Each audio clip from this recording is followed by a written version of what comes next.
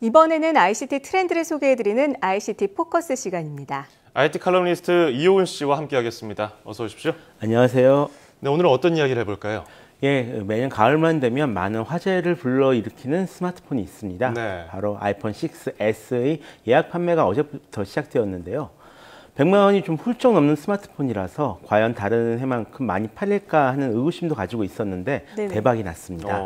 예, 이동통신사 한 곳만 봐도 2초에 1만 대, 그리고 10분 만에 5만 대의 예약이 꽉 찰 정도로 굉장히 큰 인기를 끌었는데요. 네네. 속단하긴 이르지만 이번에도 상당히 많은 아이폰 6S가 팔릴 것으로 예상할 수 있는 그런 반응입니다.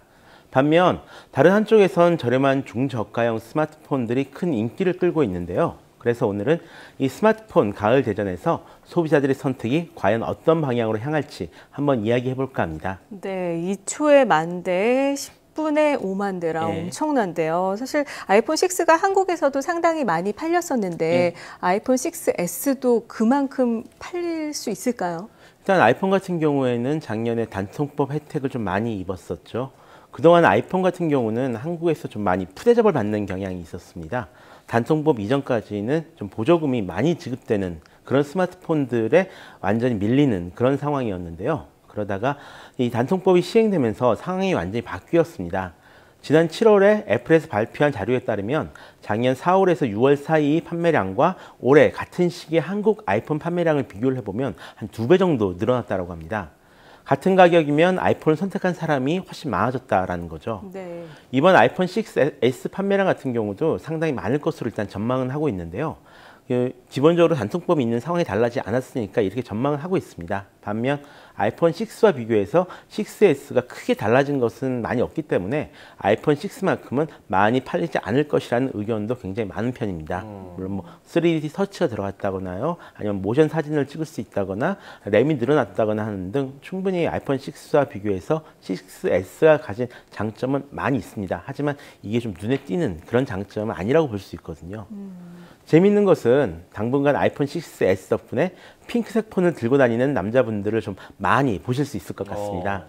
사실 제가 봤을 때는 전에 좀 아이폰 6S를 좀 먼저 만져볼 기회가 있었는데요. 네네. 이 핑크색이 애플에서는 로즈골드라고 부르는데 이 색이 예쁘긴 상당히 예쁩니다. 하지만 일반적인 관점으로 봤을 때 좀 많이 여성스러워서 남자분들은 사용하기 어렵겠다 이렇게 생각을 했었는데요. 막상 아이폰 6S임을 확실하게 나타내주는 색상이 이 로즈골드 색상밖에 없다 보니까요. 생각보다 많은 남자분들이 로즈골드 색상을 선택하고 있다라고 합니다. 사실 뭐 네. 남들 시선 때문에 그런데 남자는 분홍 이런 마인드 갖고 있죠. 계신 분들이 많아요. 예. 그래서 올가을에는 좀 분홍 물결이 많이 일 것 같은데, 자, 프리미엄 스마트폰 하면 우리나라 기업들도 빼놓을 수가 없는데 우리나라 기업들은 이에 발맞춰서 또 어떤 대응을 하고 있습니까? 예, 핑크색 스마트폰을 내놨습니다. 예. 이제 어제 그 아이폰 6S 예약 판매가 시작되는 것과 동시에요. 예. 삼성도 지난 8월에 출시됐던 갤럭시 노트 5의 실버 티타늄과 핑크 골드 색상을 가진 모델을 추가로 내놨는데요. 예. 핑크 골드 같은 경우에는 64GB 용량을 가진 모델 하나만 출시가 됐고요. 가격은 기존 갤럭시 노트 5와 같다라고 합니다. 네. 여기에 더해서 공시 지원금 역시 단통법에서 지금 허용하는 한도까지 올라간 상황이기 때문입니다. 그리고 출시된 지 조금 지난 갤럭시 S6랑 S6 엣지 역시 이례적으로 출고가를 최대한 12만 원 정도까지 인하를 했는데요. 출시된 지 1년도 안 된 고급 스마트폰의 출고가가 떨어진 것은 굉장히 특이한 일이기 때문에 예. 과연 그 결과가 어떻게 나올지 다들 좀 지켜보고 있는 그런 상황입니다. LG는 네네. 어떻습니까? LG에서는 기존에 사용하던 G라는 브랜드를 버리고요. 새로운 브랜드 V를 붙인 스마트폰을 이미 출시한 상황입니다. V10이라 불리는 이 제품 같은 경우에는 카메라 및 멀티미디어 기능이 상당히 강화된 그런 스마트폰인데요. 셀프 사진을 찍을 때 쓰는 500만 화소 전면 카메라가 2개가 내장되어 있습니다. 그래서 단체로 사진을 찍을 때는 화각이 넓은 카메라를, 아니면 일반적인 셀프 사진을 찍을 때는 화각이 좀 좁은 카메라를 선택해서 찍을 수가 있습니다. 또 고품질 음악을 재생한다거나 비디오를 촬영하는 기능 역시 상당히 강력해진 편이고요. 또 프리미엄 스마트폰 중에서는 가격이 가장 저렴한 그런 폰인데요. 예. 화면 크기는 갤럭시 노트와 같은 5.7인치이지만 가격은 80만 원 정도입니다. 같은 용량을 가진 갤럭시 노트 5가 한 96만 원 정도 하고요. 아이폰 6S 플러스가 120만 원 정도 하는 걸 봤을 때는 상당히 저렴한 그런 가격이죠. 네. 그렇다면 애플 제품과 비교를 했을 때 네. 삼성과 LG 제품과 어떻게 장단점이 어떻게 다를까요? 완연히 다른 그런 스마트폰이라고 보셔도 될 것 같은데요. 일단 애플의 아이폰이 가진 가장 큰 장점은 신뢰입니다. 스마트폰이 가진 장점이 신뢰라고 하니까 무슨 얘기를 하는 거냐 이렇게 얘기하실 분들도 계실 것 같은데요. 네네. 이제까지 아이폰은 여러 가지 기능들이 좀 안정적이고 좀 부드럽게 작동한다. 그리고 좋은 앱들이 많고 이런 것들이 잘 실행되는 스마트폰이다. 이런 신뢰를 상당히 많이 쌓아왔습니다. 그렇죠. 동시에 나중에 다시 중고로 되팔아도 높은 가격을 받을 수 있다라는 믿음을 가지신 분들도 많이 계시고요. 반면 최근 나오는 서비스 대부분이 미국 중심이라서 한국에서는 거의 그림의 떡 같은 그런 기능들이 많은 것도 단점입니다. 예. 대표적으로 음악이나 영화를 구매할 수 있는 아이튠즈나 아니면 책을 구매할 수 있는 아이북스, 애플페이 등을 한국에서는 이용할 수가 없는 상황입니다. 반면 삼성과 LG 제품은 아이폰과 비교했을 때 다양한 기능들이 들어가 있고요. AS가 굉장히 쉬우며 특히 멀티미디어 기능이 뛰어납니다. 이젠 카메라나 동영상 촬영, 음악 듣기 같은 이런 기능들은 확실히 삼성이나 LG 스마트폰이 우위에 서 있다 이렇게 말을 해도 과언이 아닌데요. 예. 한국에서 많이 사용하는 앱들은 주로 안드로이드 폰 앱으로 먼저 만들어지고 있다는 것도 일종의 장점이 될 수 있겠죠. 네네. 한마디로 한국에서 쓰기가 굉장히 좋습니다. 거기에 대해서 삼성 갤럭시 노트5나 갤럭시 S6 같은 경우는 삼성페이라는 강력한 무기를 가지고 있는데요.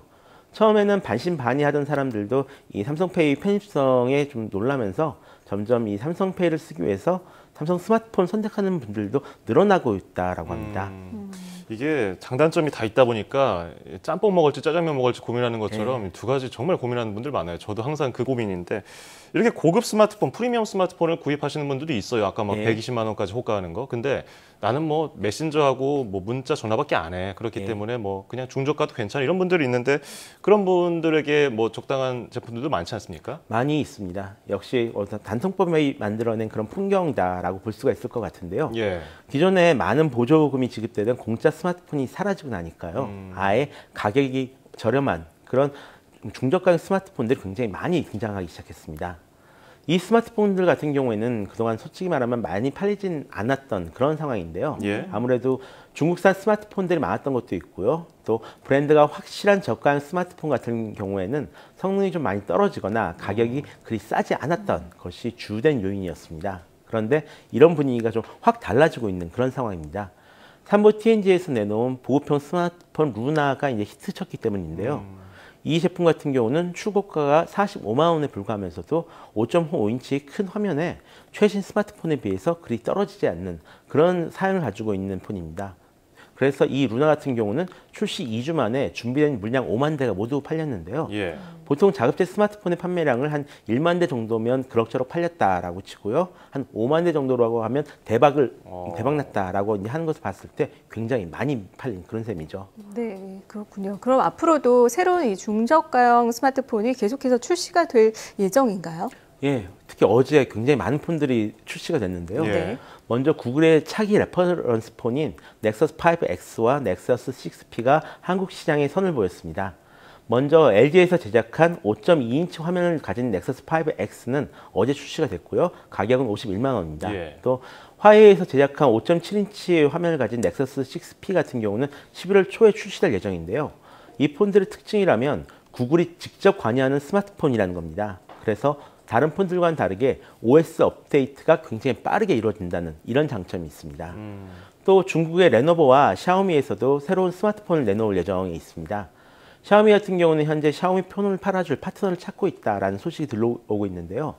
가격대 성능비로는 최고의 제품을 만든다고 알려진 만큼 실제로 한국 진출 시 어떤 파장을 불러일으킬지 기대를 모으고 있습니다. 저가용품 같은 경우는 예상 가격이 15만에서 20만 원 정도이기 때문에 좀 많은 파장을 불러일으킬 것 같고요. 레노버 같은 경우는 6.8인치 대화면을 가진 스마트폰 팹 플러스를 어제 출시를 했는데요. 대화면에 다양한 멀티미디어 기능을 자랑하면서도 가격은 40만 원에 불과한 그런 제품입니다. 예. 이렇게 고가의 스마트폰과 중저가 스마트폰이 대거 출시되면서 올해 가을은 좀 다양한 제품을 고를 수 있는 그런 재미를 소비자들에게 주고 있는데요. 만약 스마트폰 구매가 급하지 않은 분들이라면 조금 더 기다려 보셔도 좋을 것 같습니다. 왜죠? 다름 아니라 조금만 더 있으면 갤럭시 노트4와 아이폰 6 등 이 작년에 출시된 고급형 스마트폰들이 출시된 지 15개월이 지나갑니다. 출시된 지 15개월이 지난 스마트폰 같은 경우는 단통법의 이 지원금 제한 조항에 걸리지 않게 됐는데요. 그래서 필요하다면 통신사들이 꽤 많은 보조금을 주기도 합니다. 예. 실제로 올해 초에 일부 알뜰폰 통신사에서는요, 갤럭시 노트 3나 아이폰 5S를 공짜 폰으로 풀었던 적도 있었는데요. 이 갤럭시 노트 4와 아이폰 6가 올해 12월 그리고 내년 1월에서 2월 사이에 이 보조금 제한이 풀리게 됩니다. 그래서 이때 반드시 뭐 공짜가 될 거다라고 말씀드릴 수는 없겠지만 공짜가 될 가능성이 굉장히 높기 때문에 예. 지금보다 좀 더 저렴하게 구매하고 싶으신 분들은 한 번쯤 기다려 보셔도 좋을 것 같습니다. 올가을에 약정 끝나서 스마트폰 바꾸실 분들은 굉장히 행복한 고민에 빠지실 것 같아요. 그렇죠. 여러 가지 있기 때문에. 자, 지금까지 IT 칼럼니스트 이효은 씨와 함께 가을 스마트폰 대전에 대해서 알아봤습니다. 오늘 고맙습니다. 고맙습니다.